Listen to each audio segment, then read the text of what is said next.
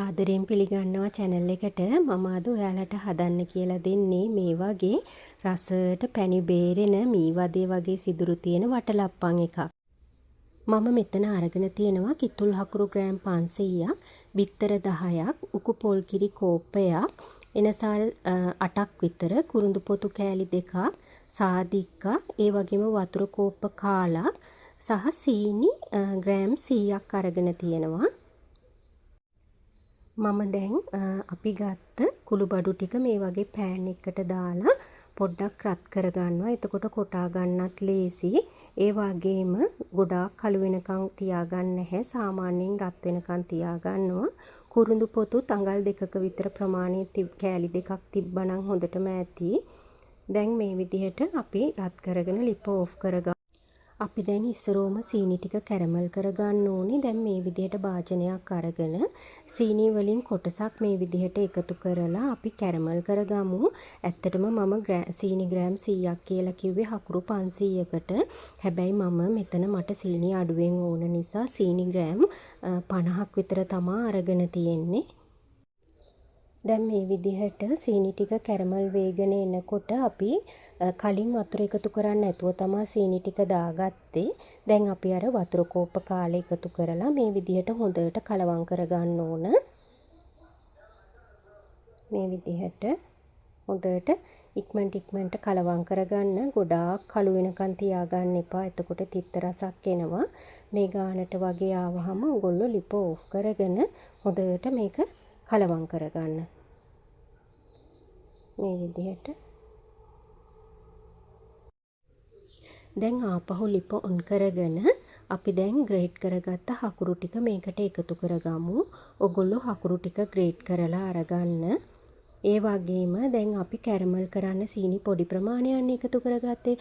දැන් ඕගලන්ට පුළුවන් ඊටු සීනි ටිකත් මේකට මේ වෙලාවේ එකතු කරගන්න. ඊට පස්සේ හොඳට මේක කලවම් කරගන්න. මේ විදිහට හොඳට කලවම් කරගන්න. දැන් හකුරු ටික දිය වීගෙන එනකොට අපි උකු පොල් කිරි කෝප්පේ මේකට එකතු කරගන්නවා. දැන් අපි මේ හකුරු ටික දිය වෙනකන් විතරයි ලිපේ තියාගන්නේ. දැන් අපි පොල් කිරි ටිකත් එකතු කරගෙන මේක හොඳට කලවම් කරගනිමු. හකුරු ටික දිය වෙනකන් මේ විදිහට හොඳට කලවම් කරගන්න. ඇත්තටම මම මේ කියන විදිහටම ඔයගොල්ලෝ හදාගත්තොත් ඔයගොල්ලන්ට අර මීවදේ වගේ හොඳට සිදුරු තියෙන පැණි බේරෙන වටලප්පන් එකක් හදාගන්න පුළුවන් වරදින්නේ නැතුවම. මේ විදිහට අපි දැන් කලවම් කරගන්නවා. ඒ කරලා අපි මේ වෙලාවේ අපි කොටාගත්ත කුළු බඩු ටික එකතු කරගන්න ඕන. අපි දැන් රත් කරගත්තට පස්සේ කුළු බඩු ටික කොටා ගන්නවා. ඊට පස්සේ ටික මේ විදිහට එකතු කරලා හොඳට කලවම් කරගන්න. මේ විදිහට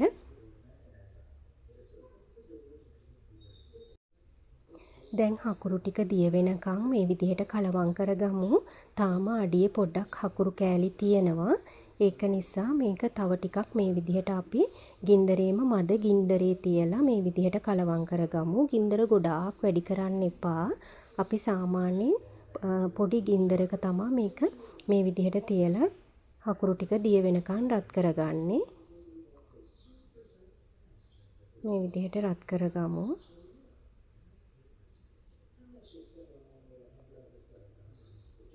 දැන් නම් හකුරු ටික දිය විලා වගේ තියෙන්නේ. අපි මේ වෙලාවේ ලිප ඕෆ් කරගමු. ඕෆ් කරලත් ටිකක් වෙලා මේ විදිහට කලවම් කරගමු. ඊට පස්සේ අපි මේක හොඳට නිවෙන්න තියාගන්න ඕනේ. දැන් අපේ පොල් කිරි සහ හකුරු මිශ්‍රණය නිවෙනකන් බිත්තර ටික මේ විදිහට විස්ක් එකක් අරගෙන අපි පොඩ්ඩක් බීට් කරගමු. මේ විදිහට මම දැන් මේ ස්පීඩ් එක වැඩි කරලා තියෙන්නේ. එහෙම නැතු ඔයාලා ගොඩාක් වේගෙන් ගහන්න අවශ්‍යතාවයක් නැහැ. මේ වගේ සාමාන්‍යයෙන් ගානට බිත්තර ටික බීට් කරගත්තාම හොඳටම ඇති. මේ විදිහට මම දැන් ට්‍රේ එක ලෑස්ති කරගන්නවා. මේ වගේ ට්‍රේ එකක් අරගෙන ඒකට මම බටර් ටිකක් ගා ගන්නවා. මේ විදිහට බටර් ටිකක් අරගෙන ට්‍රේ එක වටේට ගා ගන්න ඕනේ. මේ විදිහට අරගෙන ගා ගන්න.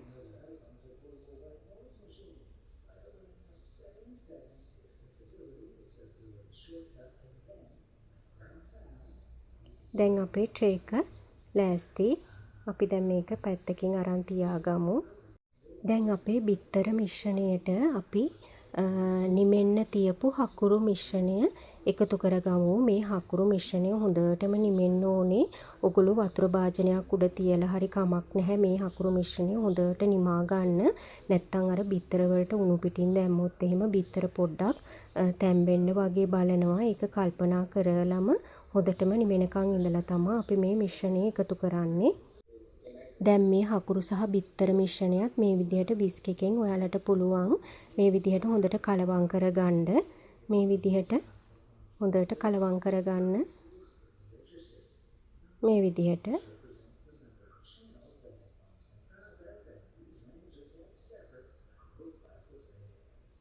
ඇත්තටම ඔයාලට විස්ක් එකක් නැත්නම් ඔයගලන්ට හැන්දකින් උනත් මේ විදිහට කලවම් කරගන්න පුළුවන්. එහෙම නැත්නම් ඔයාලට අතින් උනත් ග්ලව්ස් එකක් දාලා හොඳට කලවම් කරගන්න පුළුවන්. කිසි ප්‍රශ්නයක් නැහැ. අපි ගෙදර කන්න හදනවා නම් අතින් කලවම් කරාට කමක් නැහැ ග්ලව්ස් එකක් දාලා. දැන් අපි මේ මිශ්‍රණය පෙරා ගන්න ඕනේ. දැන් ආපහු මම මේ විදිහට භාජනයක් අරගෙන මේ අපේ මිශ්‍රණය පෙරා ගන්නවා. මේ විදිහට පෙරා ගත්තාම අපේ කුළුබඩු වල තිබුණු එනසාල් පොතු, එතකොට බිත්තර වලත් අර පොඩි සිවියක් වගේ කොටසක් තියෙනවනේ. ඒ සිවිය වගේ කොටසත් මේකේ රැඳෙනවා. එතකොට අර බිත්තර සිනිගඳ වගේ එන්නේ නැහැ. මේ වටලප්පන් එක හදා ගන්නකොට හරීම රසට හරීම ආසාවෙන් කන්න පුළුවන්. මේ විදිහට හදාගත්තාම දැන් මේ පෙරුණු කොටස අයින් කරලා දාන්න ඕන මේ විදිහට ඉතුරු වෙන ටික. දැන් අපි මේ හදාගත්ත මිශ්‍රණය ට්‍රේ එකට දාගමු. මේ විදිහට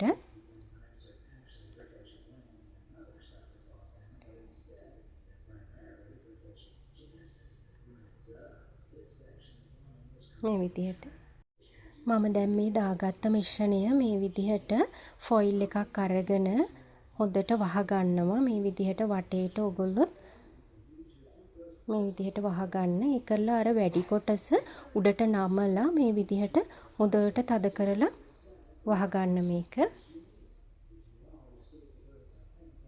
මේ විදිහට මම අද මේ වටලප්පන් එක රයිස් කුකර් එකේ තමා ස්ටීම් කරගන්නේ. මේ විදිහට සාස්පාන ලිපේ තියලා වතුර ටිකක් තියලා වතුර එක ඉස්සර වෙලා රත් වෙන්න තියන්න ඕනේ. ඊට පස්සේ අපිට මේ ස්ටීම් කරන කොටස තියලා අපි හදාගත්ත වටලප්පන් මිශ්‍රණය මේකට තියලා අපි ස්ටීම් කරගමු. සාමාන්‍යයෙන් මේ වටලප්පන් එක විනාඩි 50ත් පැයක් අතර වගේ ඔගොල්ලෝ ස්ටීම් කරගන්න ඕනේ. විනාඩි 50ක් වගේ යනකොට කෝකටත් ඔයාලා බලන්න. මම නම් පැයක් විතර තියලා තමා ගත්තේ. මේ විදිහට අපි දැන් ස්ටීම් කරගමු.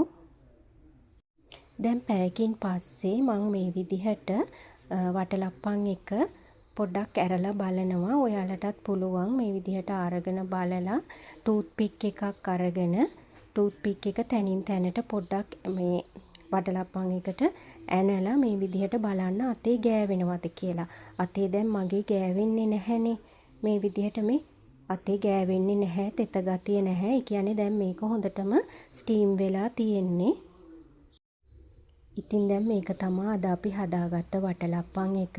බලන්නකො ලස්සනට රස පාටට තියෙනවා නේද?